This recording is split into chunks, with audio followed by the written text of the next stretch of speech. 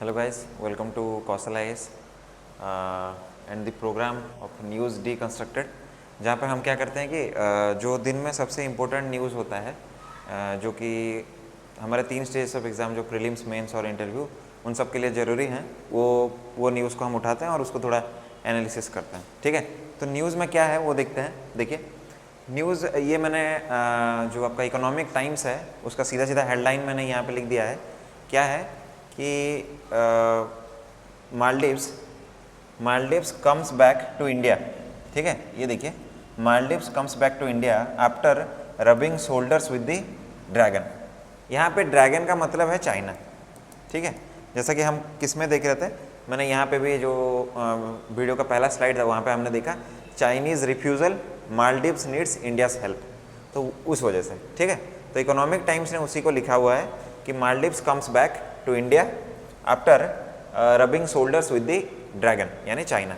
ठीक है, तो हुआ क्या है कि ये क्यों लिखा गया है, ये पहली बात तो हम समझते हैं। ठीक है, जो करंट प्रेसिडेंट है, एक सेकेंड,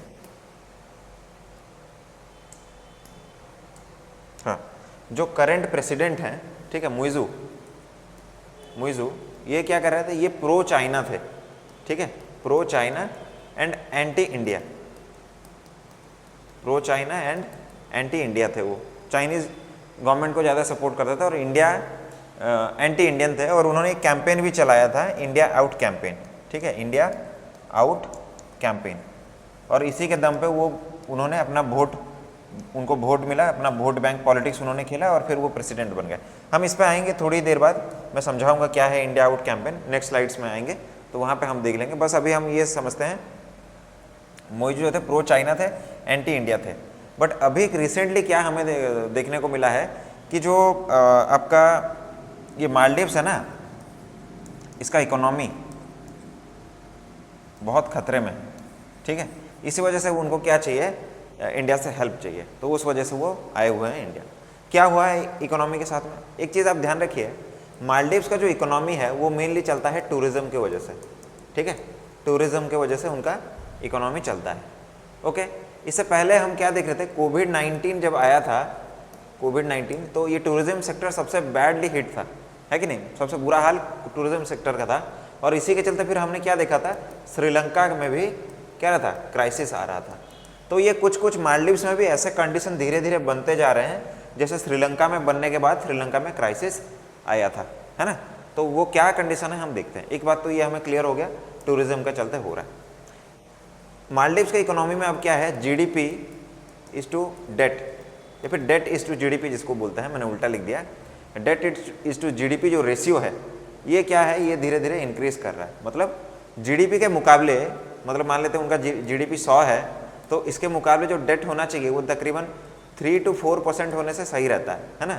बट इनका क्या हो रहा है, ये जो डेट है ये धीरे धीरे बढ़ता जा रहा है, तो इनका डेट टू जीडीपी रेशियो पहली बार बढ़ रहा है। उनके जो फॉरेक्स रिजर्व हैं, फॉरेक्स रिजर्व यानी जो हम बोल सकते हैं कि डॉलर है या फिर पाउंड है या फिर स्टर्लिंग है, ये जो फॉरेक्स रिजर्व है ये डिप्लीट हो रहे हैं, डिप्लीट यानी ख़त्म हो रहा है। ठीक है, तो उनके पास डॉलर नहीं है, या फिर बाकी जो फॉरेन करेंसी जिनसे वो ट्रेड करते थे वो नहीं है उनके पास में। थर्ड थिंग इज़, ये जो अभी जो टूरिज़्म सेक्टर हिट हुआ है, क्योंकि इंडिया ने क्या किया था, आपने न्यूज़ में भी देखा होगा, हमारे जो प्राइम मिनिस्टर हैं नरेंद्र मोदी जी, उन्होंने क्या किया था, जो लक्षद्वीप आइलैंड में जाके बहुत सुंदर सुंदर फोटो उन्होंने छोड़े थे ताकि लक्षद्वीप का टूरिज़्म बढ़ पाए। तो वो रिएक्शन था हमारा, हालांकि तो इसका जो टूरिज़्म सेक्टर है ये भी क्या कर रहा है, धीरे धीरे करके डिक्लाइन कर रहा है। इसके चलते क्या हुआ है, इनका इकोनॉमी धीरे धीरे क्या हो रहा है, नीचे जा रहा है। तो उससे बचने के लिए क्या हुआ है, उन्होंने इंडिया से मदद मांगने के लिए वो अभी विजिट पे आए थे। और आज हम देख रहे थे कि जो करेंसी स्वैप एग्रीमेंट है वो उनके बीच में साइन हुआ है। ठीक है, करेंसी स्वैप के बारे में हम यहाँ पे डिस्कस नहीं करेंगे क्योंकि वो ऑलरेडी हमारा जो डेली करंट अफेयर का वीडियो है वहाँ पे ऑलरेडी अपलोड हो चुका है, तो आप उसमें जाके देख सकते हैं। ठीक है, तो ये हुआ है। तो मदद क्या चाहिए उनको, अपने इकोनॉमी को सुधारने के लिए उनको मदद चाहिए, किसे, इंडिया से। तो ये न्यूज़ का कॉन्टेक्स्ट है ना। बट हम ये बात कर रहे थे कि मालदीव्स तो एंटी इंडिया था, है ना, एंटी इंडिया था। वो क्या था, और मालदीव्स का और हमारा relation starting from the independence of Maldives in 1965 वो कैसा है, हमें इस वीडियो में वो देखना है। ठीक है, देखिए तो हम स्टार्ट करते हैं, फिर क्या रिलेशन रहा इंडिपेंडेंस के बाद से लेके आगे तक क्या चल रहा है वो हमें देखना है। देखिए एक बात तो हमने ये बात किया कि जो 1965 है यहाँ पे क्या हुआ, मालदीव्स अपना इंडिपेंडेंस उसको मिलता है, जैसे हमें 1947 में मिला था, मालदीव्स को वैसे 1965 में मिला। ठीक है, मुझे अच्छा मैप नहीं मिला उसके लिए मैं सॉरी बोलना चाहूँगा, बट ये आपका हो गया, ये यहाँ पे मालदीव्स है। ठीक है, जैसे आप देख सकते हैं।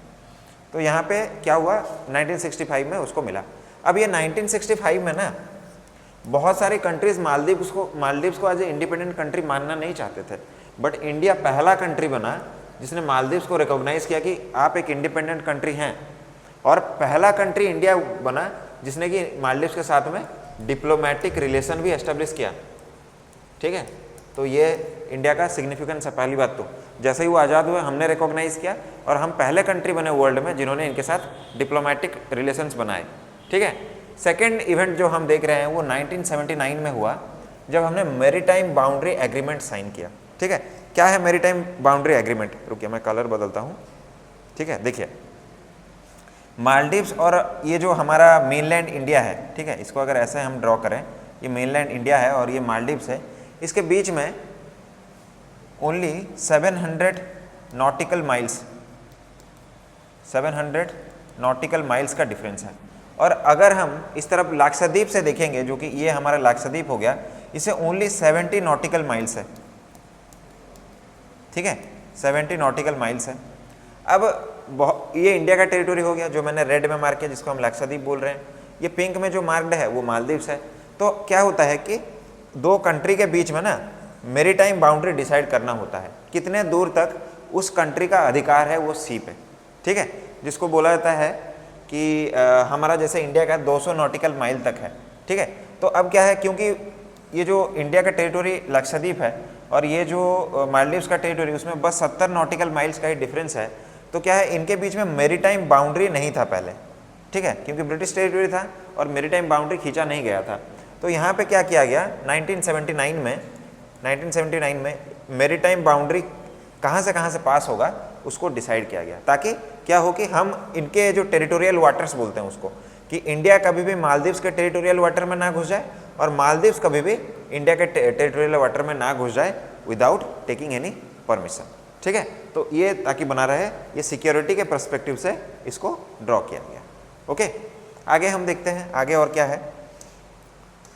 तो रिलेशन अभी हमें अच्छे खासे नज़र आ रहे हैं। ये रिलेशन क्या होगा, थोड़ा स्ट्रेन होना स्टार्ट होगा जब हम बात करेंगे 1988 में। ठीक है, 1988 में क्या हुआ, 1988 में इंडिया ने लॉन्च किया ऑपरेशन कैक्टस। बट ये ऑपरेशन हम क्यों लॉन्च करेंगे, देखिए क्या हुआ था। ये जो आप नीचे फोटो देख रहे हैं ये उनके प्रेसिडेंट हैं, मालदीवियन प्रेसिडेंट थे इस टाइम के, इनका नाम था अब्दुल गेयूम। ठीक है, ये थे, ये इनके अगेंस्ट में इनकी सरकार को हटाने के लिए, इनको आर्म रिवॉल्यूशन करके इनको प्रेसिडेंटशिप से हटाने के लिए एक गैंग बना था जिसका नाम था प्लॉटे। ठीक है, इसका अगर फुल फॉर्म आप जानना चाहते हैं तो वो है people's liberation organization of Tamil Eelam. ठीक है, ये क्या था, ये एक श्रीलंकन ऑर्गेनाइजेशन था। ये जो प्लॉटे हम लिख रहे हैं ये एक श्रीलंकन ऑर्गेनाइजेशन था, जिसको कि एक श्रीलंकन बिजनेसमैन जिनका फोटो आप यहाँ पे देख सकते हैं, जिनका नाम था लुथुफी। ये इन्होंने इस ऑर्गेनाइजेशन को बनाया था ताकि मालदीवियन प्रेसिडेंट को वो क्या कर सके, वो किडनैप कर सकें, और मिलिट्री कू के चलते ये जो प्रेसिडेंटशिप है इनसे छीन के किसी और को वो बनाना चाहते थे। ठीक है, तो हुआ क्या था कि 1988 में क्या हुआ, तकरीबन 70 से 80 जो श्रीलंकन आदमी थे, मलयालम स्पीकिंग तमिल स्पीकिंग लोग थे, उन्होंने क्या किया, बोट के जरिए क्या किया, उन्होंने जो मालदीव्स का कैपिटल है माले, यहाँ पे वो लोग चले गए थे और वहाँ पे उन्होंने क्या किया था, प्रेसिडेंट का जो उनका रेसिडेंस है उसको उन्होंने कब्जा कर लिया था। एयरपोर्ट पे उन्होंने कब्जा कर लिया था। मिनिस्टर जैसे उनका एजुकेशन मिनिस्टर हुए, होम मिनिस्टर हुए, उनको उन्होंने क्या किया था कि उनको बंदी बना लिया था अपने साथ में। ठीक है, तो हुआ क्या, कि पहली बात तो मालदीव्स ने सोचा कि चलो क्या किया जाए, हेल्प मांगा जाए। तो पहले उन्होंने पाकिस्तान से मदद मांगा, ठीक है, फिर उन्होंने मदद मांगा सिंगापुर से, ठीक है, फिर श्रीलंका से मदद मांगा उन्होंने, बट कोई मदद करने नहीं आया। तो उनको लगा चलते हैं यूएसए को मदद मांगते हैं, ठीक है। अब अगर इधर देखेंगे ना, थोड़ा पीछे जाएंगे हम, पीछे स्लाइड्स पे, तो यहाँ पे क्या है, ये जो आप नीचे छोटे छोटे आइलैंड्स देख रहे हैं, ये हमारा मालदीव्स हो गया, मालदीव्स। ये नीचे आइलैंड्स हैं जिनको बोला जाता है डियागो गार्सिया, ये छोटे छोटे आइलैंड्स हैं, ठीक है। ये जो डियागो गार्सियन आइलैंड्स हैं जिनको मैं रेड कलर में मार्क कर रहा हूँ, यहाँ पे यूएसए का मिलिट्री बेस है, यूएसए और यूके दोनों का ही मिलिट्री बेस है। तो मालदीव्स ने सोचा कि चलो इनसे मदद मांगा जाए, यूएसए और यूके से, ठीक है। अब क्या होगा कि तो मालदीव्स ने क्या किया, अभी सोचा कि हम क्या करते हैं, यूएसए और यूके से मदद मांगते हैं, बट यूएसए और यूके दोनों ने ही रिफ्यूज़ कर दिया, हम मदद नहीं मांग पाएंगे। तब जाके यूके ने बोला कि आप क्या कीजिए, आप जाके इंडिया से मदद मांगे। तो यूके ने जब बोला कि आप जाके इंडिया से मदद मांगो, तो जाके क्या हुआ कि जो मालदीवियन जो होम मिनिस्टर थे, उन्होंने इंडिया से रिक्वेस्ट किया कि प्लीज़ हमें एक इस जो मिलिट्री कूप अटेम्प्ट हुआ है हमें बचाइए। तो इस टाइम पे जो इंडिया के जो प्राइम मिनिस्टर थे वो थे राजीव गांधी, ठीक है, राजीव गांधी। और उन्होंने और हमारी जो पैराशूट रेजिमेंट है आर्मी की, उन्होंने प्लान किया कि एक ऑपरेशन लॉन्च किया जाए जहाँ पे हम क्या करेंगे, ये जो गयोम है, अब्दुल गयोम जो कि प्रेसिडेंट हैं आपके मालदीव्स के, उनको बचाया जाए, ठीक है। और उस ऑपरेशन का नाम दिया गया ऑपरेशन कैक्टस। उसको लॉन्च भी किया गया। ये आप इस तरफ इमेज देख सकते हैं कि हमने फाइटर जेट्स से गए थे, ये देख सकते हैं आप, उनको पकड़ा भी गया और फिर इनको बचाया भी गया। तो ये मिशन सक्सेसफुल रहा। बट इससे प्रॉब्लम क्या हुआ पता है, प्रॉब्लम ये हुआ कि हमने मालदीव्स का जो इंटरनल पॉलिटिक्स है उसमें हमने इंटरवीन कर दिया। ऑल्दो मालदीव्स के साथ हमारे रिलेशन कुछ देर तक तो अच्छे रहे, बट जैसे ही इनके ओपोजिशन पावर में आएंगे तो इंडिया और मालदीव्स के बीच में जो रिलेशन है उसमें स्ट्रेन आना स्टार्ट होगा, ठीक है। तो आई होप आपको ऑपरेशन कैक्टस पूरा समझ आया होगा क्या चल रहा था और क्या हो रहा था, ठीक है। आगे देखते हैं। तो अब थोड़ी देर के लिए रिलेशन अच्छा है। फिर से हम देखेंगे जब 2008 में मोहम्मद नशीद ये बनेंगे आपके प्रेसिडेंट बनेंगे यहाँ पे, तो वापस से क्या होगा, इंडिया और जो मालदीव्स के बीच में जो रिलेशन स्ट्रेन हो गए थे ये वापस से अच्छे होने लगेंगे, क्योंकि ये प्रो इंडियन थे, प्रो इंडिया पॉलिसी इन्होंने अपनाया था। प्रॉब्लम कहाँ से स्टार्ट होगा, जब इनको अब्दुल यामीनी 2013 में प्रेसिडेंटशिप जो इलेक्शन होगा मालदीव्स का, उसमें उनको डिफीट कर देंगे, ठीक है। अब्दुल यामीनी उल्टा हो जाएंगे, क्या होंगे, वो प्रो चाइना पॉलिसी अपनाएंगे, प्रो चाइना पॉलिसी। और जब इनके अगेंस्ट में मूवमेंट चलेगा ना मालदीव्स में, तो ये क्या करेंगे, नेशनल इमरजेंसी इम्पोज कर देंगे, नेशनल इमरजेंसी, ठीक है। मैं आपके लिए एक क्वेश्चन छोड़ता हूँ कि इंडिया में जो नेशनल इमरजेंसी है वो कौन से आर्टिकल में कॉन्स्टिट्यूशन में मेंशन है, आप मुझे बताइए, ठीक है। ओके, तो क्या हुआ, अब्दुल्ला यमीनी ने क्या किया, नेशनल इमरजेंसी को इम्प्लीमेंट कर दिया। सेकंड स्टेप उन्होंने क्या किया, चाइना के साथ में उन्होंने फ्री ट्रेड एग्रीमेंट साइन कर दिया, free trade agreement. Free trade agreement का मतलब होता है कि नो टैक्स। आप अगर कुछ हम इधर बेचना चाहते हो तो कोई टैक्स नहीं, हम अगर कुछ आपके कंट्री में बेचना चाहते हैं तो उस पर कोई एक्स्ट्रा टैक्स नहीं लगेगा, कस्टम ड्यूटी जिसको बोला जाता है, वो कस्टम ड्यूटी नहीं लगेगा। तो ये क्या किया उन्होंने, चाइना के साथ में फ्री ट्रेड एग्रीमेंट साइन कर दिया इन 2017, ठीक है। तो ये उन्होंने किया। इस पे फिर से क्या हुआ, जो थोड़ा बहुत सुधर गया था इंडिया मालदीव्स का रिलेशन, ये फिर से क्या हुआ, स्ट्रेन में आ गया।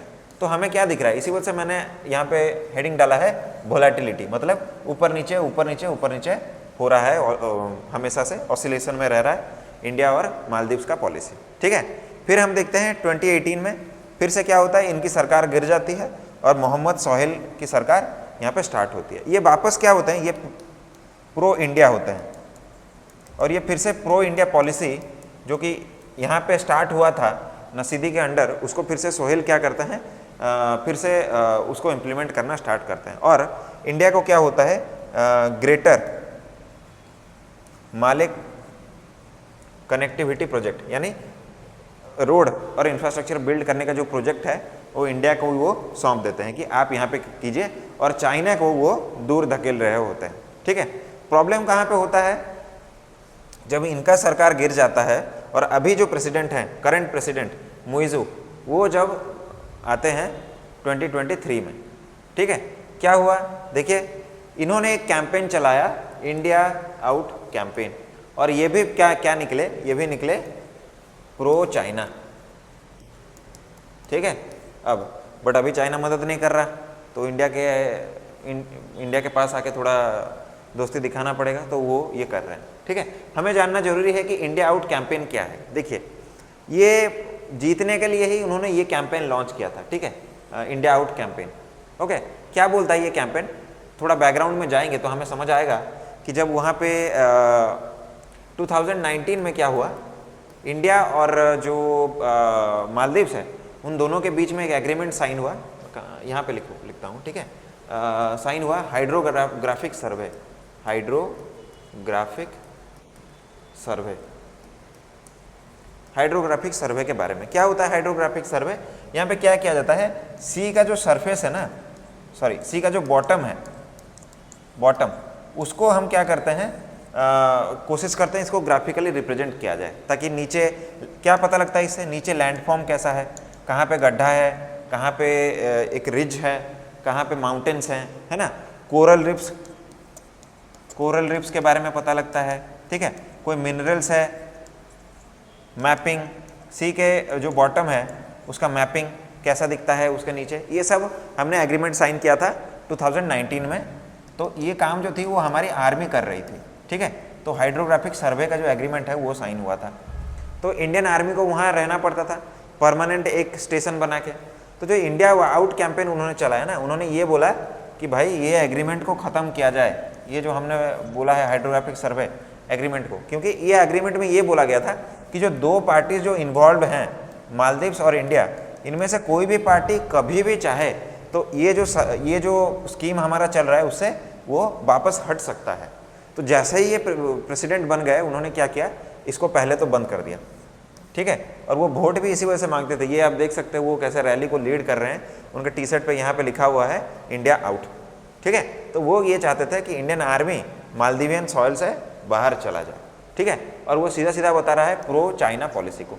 सेकेंड स्टेप उन्होंने जो लिया, कोलंबो में एक सिक्योरिटी कॉन्क्लेव होता है, कोलंबो है ना, श्रीलंका में सिक्योरिटी कॉन्क्लेव होता है, यहाँ पे भी वो नहीं आए, ठीक है। फिर क्या हुआ, वो जब प्रेसिडेंट बने तो उन्होंने सोचा इंडिया से ज़्यादा तुर्की जिसको बोलते हैं आज, उसका नाम बदल गया है तुर्की, उसके पास वो चले गए। उनको लगा कि इंडिया से ज़्यादा अलाई तुर्की होगा। अब इनके ये स्टेप्स क्या कर रहे हैं, उन्हीं पे भारी पड़ रहे हैं, ठीक है। हाँ, तो अब वो क्या करने आए हैं, हमसे मदद मांगने आए हैं। और अभी हमने देखा कि हमने कैसे उनके साथ करेंसी स्वैप एग्रीमेंट हमने साइन किया है, ठीक है। रुपये में साइन किया है, डॉलर में साइन किया है और यूरो में, मतलब वो हमसे लोन ले रहे हैं, ठीक है, तकरीबन $2 बिलियन का, और उसको वो किस किस करेंसी में लौटा सकते हैं, रुपये में या फिर यूरो में या फिर डॉलर में, ठीक है। ओके, तो वो हम देख रहे थे, ठीक है। तो क्या यह पहली बार है कि इंडिया ने इनको मदद किया? नो। एक तो हमने देखा 1965 में इंडिपेंडेंस मिलते ही हमने उनको रिकॉग्नाइज़ किया, फिर ऑपरेशन कैक्टस में हमने मदद किया। उससे भी और थोड़ा अगर बात करें तो क्या है कि हमने और भी उनको मदद किया हुआ है, जहाँ पे ये स्लाइड में हम देख लेते हैं क्या क्या हमने मदद किया है उनको। इससे पहले अगर हम जाएंगे तो हम क्या देखेंगे कि ये एजुकेशन में हमने मदद किया है, इंस्टीट्यूट ऑफ टेक्निकल एजुकेशन, किसके लिए? टीचर्स के लिए, टीचर्स, प्रोफेसर्स, लेक्चरर्स, ताकि उनको ट्रेनिंग मिल सके। जैसे हमारे यहाँ पे होता है, स्कूल टीचर्स को ट्रेनिंग मिलता है, ठीक है, प्रोफेसर्स को ट्रेनिंग का पीरियड बिताना होता है, तो वो टीचर्स एजुकेशन के लिए हमने क्या किया है, इंस्टीट्यूट ऑफ टेक्निकल एजुकेशन वहाँ पे हमने एस्टेब्लिश किया है। हम जॉइंट एक्सरसाइजेस करते हैं, हमारी military, navy, air force joint exercise करती है, इक्विवेरिन, दोस्ती एंड एकता। उसके बाद ह्यूमैनिटेरियन असिस्टेंस, जब भी कभी भी डिजास्टर आता है तो हम क्या करते हैं, क्योंकि इंडिया का पॉलिसी है नेबरहुड फर्स्ट पॉलिसी, ठीक है, और ये पॉलिसी हमें अपनाना ही पड़ता है, क्योंकि इंडिया के नेबरहुड में कैसे हैं आपको पता है, सब इधर सब प्रो चाइना है, नहीं तो वहाँ पे सब पॉलिटिकली इनस्टेबल हो गए, ठीक है। तो नेबरहुड फर्स्ट पॉलिसी है, तो ह्यूमैनिटेरियन असिस्टेंस हम भेजते हैं। जैसे कम्युनिटी डेवलपमेंट के लिए हमने भेजा। कोविड-19 जब आया था, कोविड-19 का पीरियड, तो हमने इनको N95 जो मास्क पहन रहे थे वो भेजा था हमने PPE किट ये हमने भेजा था। क्वेश्चन ये आपको मैं ये पूछ रहा हूँ, PPE का फुल फॉर्म आप मुझे बताइए कमेंट बॉक्स में, ठीक है। PPE किट हमने भेजा है। फिर हमने क्या किया है, जो आपका वैक्सीन कोविशील्ड वैक्सीन हमने यहाँ पे भेजा था, ठीक है।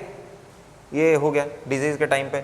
ऑपरेशन नीर क्या हुआ था, क्योंकि वो कंट्री चारों तरफ से समुद्र से घिरा हुआ है तो फ्रेश वाटर का सोर्स नहीं है, तो वो क्या करते हैं, एक प्रोसेस फॉलो करते हैं, डीसैलिनेशन,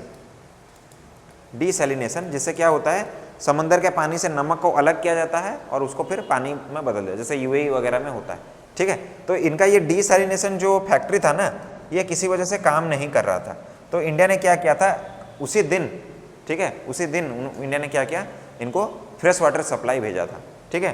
फिर हमने भेजा है ऑपरेशन संजीवनी, जहाँ पे हम मेडिसिन वगैरह हम बहुत बार डिजास्टर के टाइम पे हमने यहाँ पे भेजा है, ठीक है।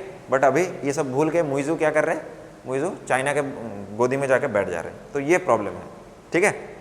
हाँ, तो अभी हम देखते हैं कि क्यों जो है इंटरेस्ट क्या है इंडिया का मालदीव्स का, हम क्यों मालदीव्स को सपोर्ट हमें करना चाहिए। देखिए मालदीव्स का ये पोजीशन हुआ, पहली बात तो यहाँ पे स्ट्रेट ऑफ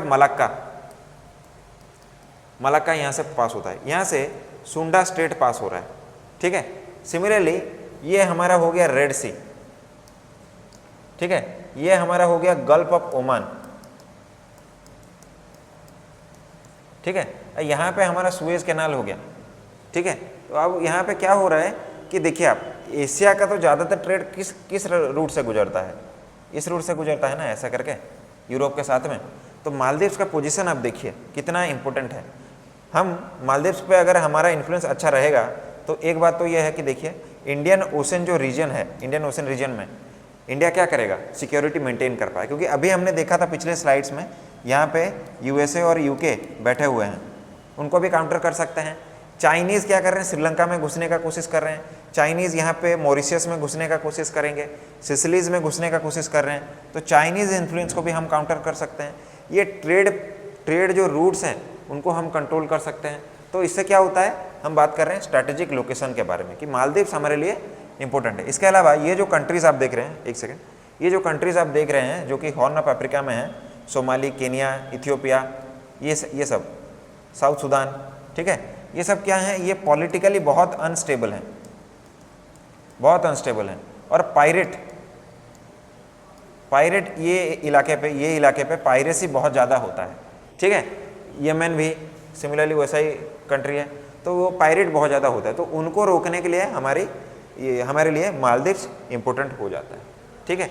उसके बाद वेस्टर्न टोल गेट है, वो तो हमने बात कर लिया कि मलाक्का से होकर जो ये रेड सी से होकर जो ट्रेड रूट पास करता है, इसके लिए ये एक टोल गेट की तरह काम करता है। कभी भी अगर यहाँ कहीं पे चोक हो गया तो हम क्या कर सकते हैं, ये मालदीव्स की मदद से इसको हटा सकते हैं, ओके। रीजनल स्टेबिलिटी के बारे में हमने बात कर लिया, चाहे पायरेसी को हटाना हो या फिर चाइना, यूके और यूएसए का इन्फ्लुएंस इंडियन ओशन रीजन में कम करना हो, ठीक है, उसके लिए मालदीव्स एक अच्छा बेस हो सकता है। फिर है कल्चरल लिंक। आप अगर देखेंगे तो बिफोर 12th सेंचुरी जो आपका मालदीव्स है, it is a Buddhist country. वो पहले बुद्धिज़्म को फॉलो करता था, अभी वो एक इस्लामिक कंट्री में बदल गया है, बट अभी भी वहाँ पे हमारा एक अच्छा खासा डायस्पोरा वहाँ पे रहते हैं, ठीक है। तो उनके और इंडिया के बीच में अच्छा खासा कल्चरल लिंक भी है, जिसको कि हमें मेंटेन करना चाहिए। आगे ये तो हमने देख लिया, आगे हम देखते हैं कि कंसर्न क्या है।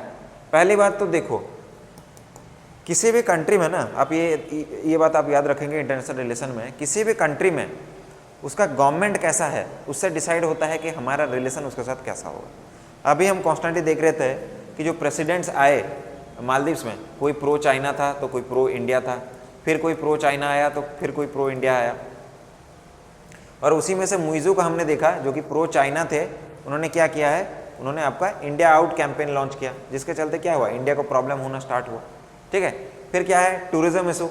अब उन्होंने इंडिया आउट कैंपेन चलाया तो हमारे प्राइम मिनिस्टर ने उसके रिएक्शन में क्या किया, ये फोटोज़ आप देख सकते हैं आगे कि लक्षद्वीप में चले गए और उधर क्या किया था उन्होंने कि फ़ोटोज़ छोड़ दिए ताकि टूरिज़्म को प्रमोट हो सके, और हमारे यूट्यूब, इंस्टाग्राम और फेसबुक, ये जो सोशल मीडिया चैनल्स है, इस पर बहुत ज़्यादा वायरल होने लगा। उनका टूरिज्म से, वहाँ पे जो टूरिज्म हो रहा था वो रुक गया। तो मुइज़ो पहले भी आए थे इसको रोकने के लिए, बट क्योंकि उन्होंने इंडिया आउट कैंपेन चलाया था तो इंडिया ने उनको एंटरटेन नहीं किया प्रोबेबली। समझ पा रहे हैं ना आप?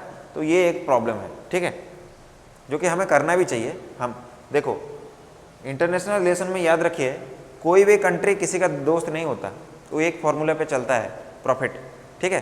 तो इंडिया का अगर कोई दोस्त है तो वो खुद इंडिया है।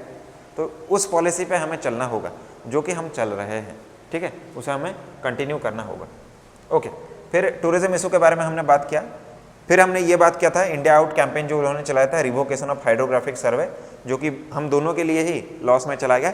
फिर क्या हुआ, चाइना एंड रेडिकलाइजेशन, मतलब चाइना का इन्फ्लुएंस वहाँ पे बढ़ रहा है, और रेडिकलाइजेशन इसका मतलब है इंडिया के अगेंस्ट में वो जो आइडियोलॉजी है, मेंटलिटी है, उसको धीरे धीरे करके डेवलपमेंट वहाँ पे किया जा रहा है, डेवलप किया जा रहा है, जो कि इंडिया के लिए अच्छी बात नहीं है।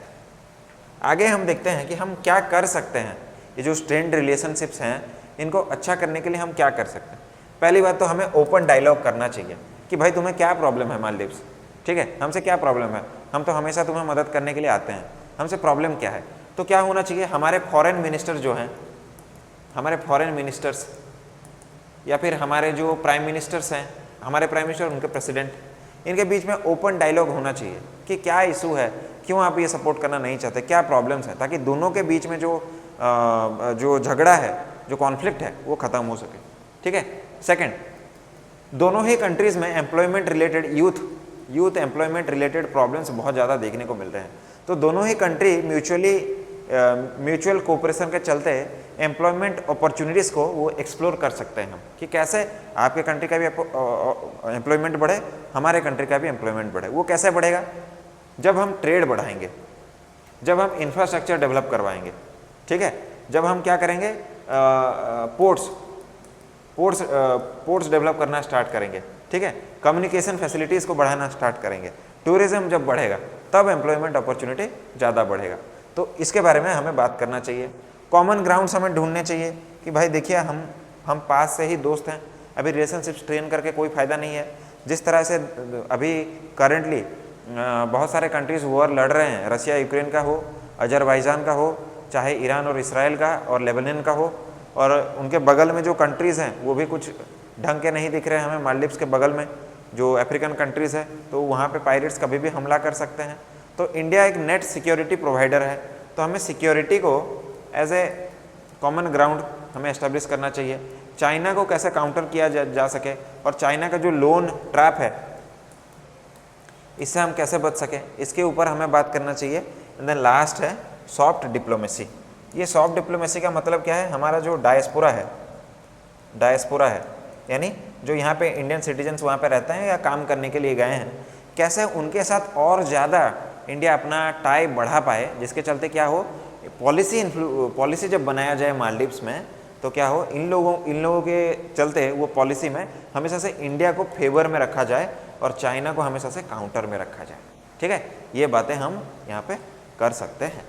ओके, तो आई होप आपको ये जो वीडियो है इसका जो मतलब एम था समझाना आपको कि मालदीव्स क्यों आया है और इंडिया और मालदीव्स के बीच में रिलेशन कैसा था, फिर कैसा है और कैसा हो सकता है, ये समझाना जो आपको समझ आया होगा।